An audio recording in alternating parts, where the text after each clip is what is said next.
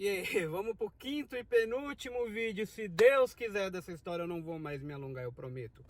Tá bom? Vamos lá. Então, espero que vocês estejam gostando dessas histórias todas. Eu conversando com essa mulher e tal, e naquela época, né, é diferente agora, que não existia o WhatsApp, existia o bate-papo do UOL e existia o MSN.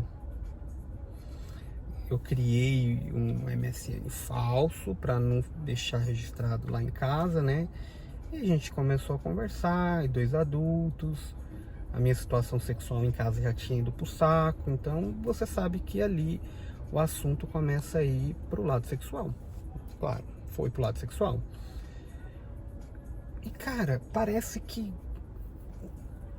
demônio ou capeta, ou sei lá o que seja, age as coisas, certo? Nesse período minha avó faleceu, minha avó paterna. E isso foi um ponto muito crucial, cara, porque minha avó paterna faleceu e foi minha avó que me criou, cara.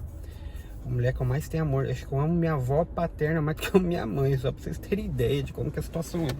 A mulher me criou, a mulher, o homem que hoje eu sou, com os valores que hoje eu tenho, eu devo muito à minha avó, sabe? A criação da minha avó, ela me criou dos meus 5 aos meus 12 anos, 11 anos de idade, velho. Eu devo tudo àquela mulher. Ela faleceu.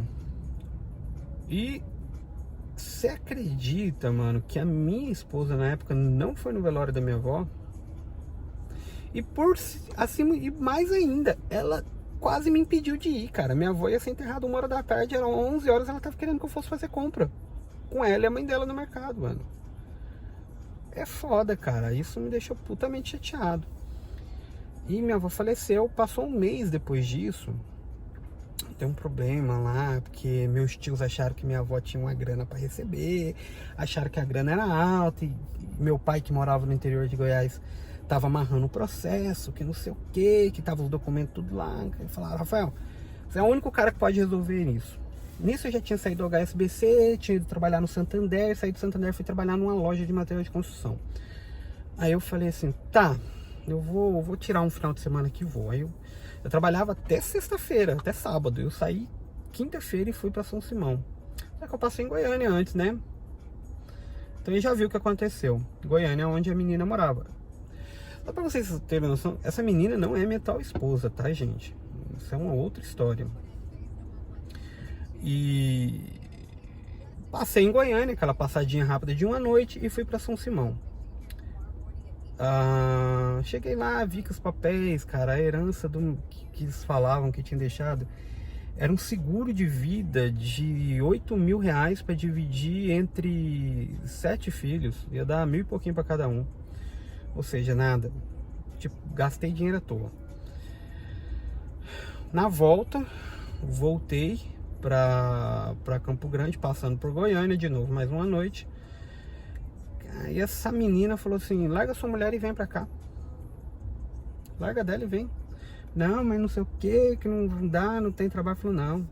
Essa menina, ela trabalhava na prefeitura de Goiânia. Ela falou: te consigo um cargo comissionado aqui, nem que seja um contrato pra você trabalhar aqui. Você vai ganhar aí seus 1.500 reais. Na época, eu ganhava 800, 900 reais na loja, mais comissão. Falei assim, vamos ver o que acontece. E ela me convenceu, a larga dela, vem ficar comigo. Eu falei assim, tá, mas eu não vou casar com você. Ela falou, não, a gente fica namorando. Mano, eu cheguei decidido a largar. Eu cheguei num domingo. Isso foi em agosto. Eu cheguei no final de agosto. Eu cheguei num domingo. Na segunda-feira à noite eu cheguei pra minha mãe e falei: eu quero separar. Não sei o que, por quê, o que aconteceu, o que tá acontecendo? Não vai dar certo, quero separar.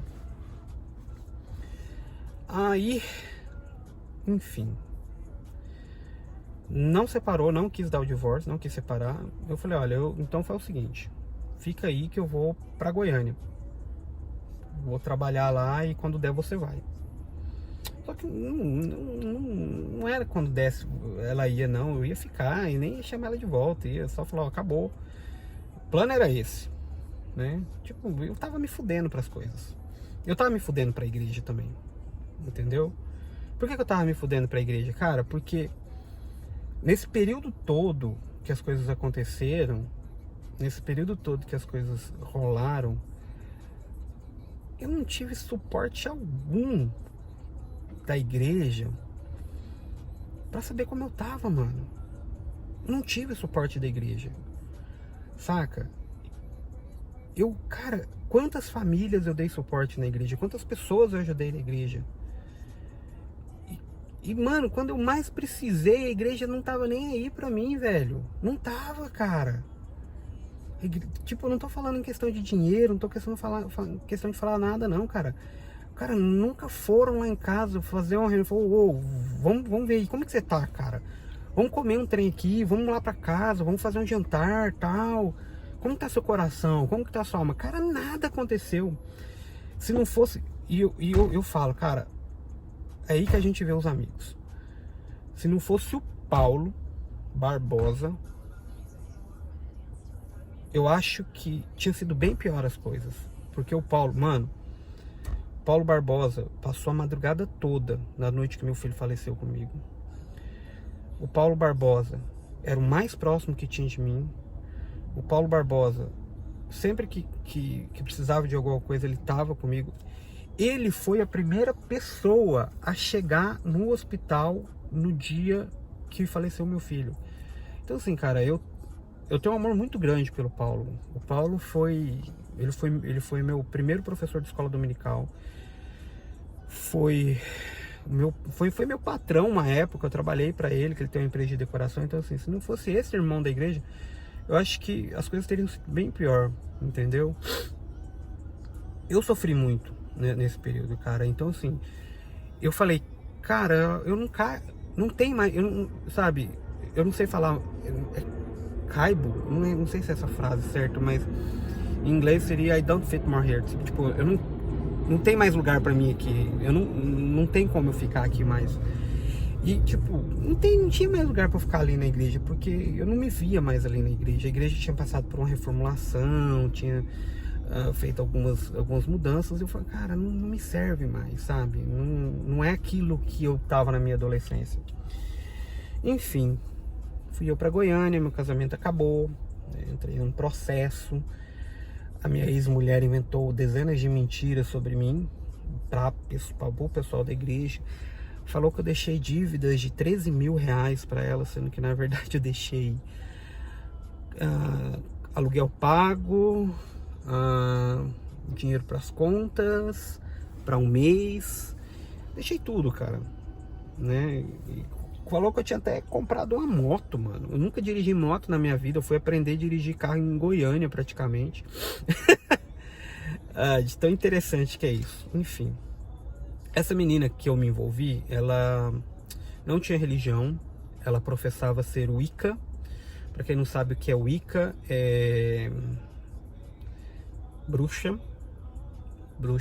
moderna, que não é tão moderna assim. É uma religião celta que vem desde antes de Cristo, e é uma bruxa que não é uma bruxa mais voltada para as artes malignas, mas é uma bruxa que é voltada mais para as artes, para a questão mais da natureza, etc. É uma coisa mais natural, saca? Mas que faz feitiço, faz não trabalhos de macumba, mas faz feitiços, invoca espíritos, invoca entidades, invocam deuses e etc. E cara, lembra que eu falei num vídeo atrás que o ser humano ele faz parte do meio que se vive? Então aquele meio me envolveu, e eu tipo, eu não praticava as coisas, mas assim, eu tinha perdido meu testemunho da igreja, tinha me sentido abandonado por Cristo. Porque, pô, você perde um filho, você perde as coisas, você se sente abandonado por Cristo. Porque eu falei assim, cara, se eu sou filho de Deus, por que Deus tá fazendo isso comigo? Entendeu? Eu virei as costas pra Deus, mano. Eu falei, Deus, ó, já era, tô bravo com você, Belém, Belém, nunca mais fiquei de bem. Foi assim que aconteceu. E eu me declarava, autodeclarava ateu. Autodeclarava ateu. Cara, eu virei um inimigo número 1 de todas as religiões.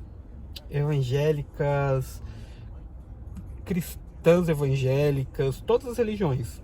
Não acreditava em Deus. E, tipo, brincava com essas coisas da bruxaria. E eu falo pra vocês, eu brinquei com o satanismo. E foi uma coisa, não foi uma experiência bacana, porque eu estudei muito sobre satanismo. Não é que eu virei satanista, mas eu estudei muito sobre satanismo. E não é uma experiência bacana de se estudar, né? Ainda mais quando você tem um conhecimento do bem e você tem algo de Deus na sua vida. Quando o Satanás, ele vê que você tá ali flertando com os ensinamentos dele, ele fica feliz demais, cara. Entendeu? E em pouco tempo depois eu entrei na faculdade de História, cara, e aí na faculdade de História que a coisa piorou, sabe? Porque aí eu comecei a estudar mais as religiões, as antiguidades das religiões, até eu fiz muito trabalho de faculdade voltado para as religiões. Mas sabe que lá no fundo eu tinha uma pequena chance de entender o mormonismo de novo, de voltar para o mormonismo, porque eu ainda tinha crença em algumas coisas, entendeu? Eu ainda acreditava no livro de Mormon, ainda acreditava um pouco em relação a igreja. Eu gostava muito dos ensinamentos da igreja, sabe? Os ensinamentos da igreja encaixavam em algumas coisas, e algumas coisas ainda encaixam, tipo, eles não ensinam mentiras, né? Muitas coisas encaixam ainda dentro da Bíblia. E cara, isso pra mim fazia muito sentido. Foi nesse período que eu comecei a virar um desvirtuador de pessoas. Eu sentava com a pessoa e conseguia destruir a crença dessa pessoa. Porque olha só, pensa um cara que tem um conhecimento que eu tinha da Bíblia. Eu não fiz teologia, mas eu tinha um conhecimento muito, muito bom da Bíblia. Só que ele usa esse conhecimento para destruir a fé das pessoas. Se você pega uma pessoa fraca de fé, mano, você destrói ela. E, cara, eu vi que eu tava fazendo algo errado. Quando eu tava no curso de História, tinha uma menina que era crente no curso de História, cara. Isso daí é assim, algo destruidor. Ela é crente do cabelão. Um dia eu sentei com ela no centro acadêmico e falei pra ela, por que você é crente? Ela começou a falar, tal, mano, eu destruí a religião pra ela. Eu desconstruí a Bíblia pra ela, mano. Isso foi no final do semestre. Foi em novembro. As aulas voltaram em fevereiro, velho. A menina cortou o cabelo, usava calça, virou a maior puta da faculdade.